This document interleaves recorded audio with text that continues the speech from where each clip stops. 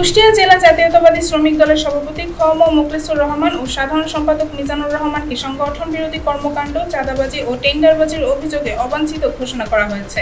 একই সঙ্গে জেলা কমিটির জরুরি সভায় সর্বসম্মতিক্রমে তাদের বিরুদ্ধে অনাস্থা প্রস্তাব গৃহীত হয়েছে। রবিবার 29 মার্চ কুষ্টিয়ায় আয়োজিত এক সংবাদ সম্মেলনে জেলা শ্রমিক দলের সিনিয়র সহসভাপতি মোহাম্মদ আব্দুল কুদ্দুস লিখিত বক্তব্যে এসব তথ্য জানান। সংবাদ সম্মেলনে উপস্থিত ছিলেন সাইফ উদ্দিন আহমেদ সহসভাপতি, জেলা শ্রমিক দল হাফিজ উদ্দিন, সদর দপ্তর কুষ্টিয়া শ্রমিক দল সহ দলীয় নেতাকর্মীরা উপস্থিত ছিলেন। পরে জেলা শ্রমিক দলের সভাপতি মোখলেছুর রহমানের সঙ্গে যোগাযোগ করা হলে তিনি তাদের বিরুদ্ধে সংবাদ সম্মেলনে আনা সকল অভিযোগ অস্বীকার করেন।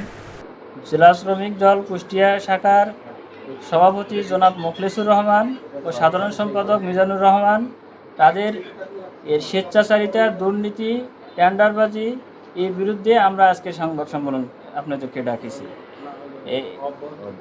এবং বিভিন্ন দায়িত্বশীল ব্যক্তিদেরকে কমিটি থেকে তাদের নিজে ইচ্ছামতো কোনো গঠনতন্ত্র ধারা ব্যতি রেখেই তারা কোঅপ্ট করছে, আবার বহিষ্কার করছে।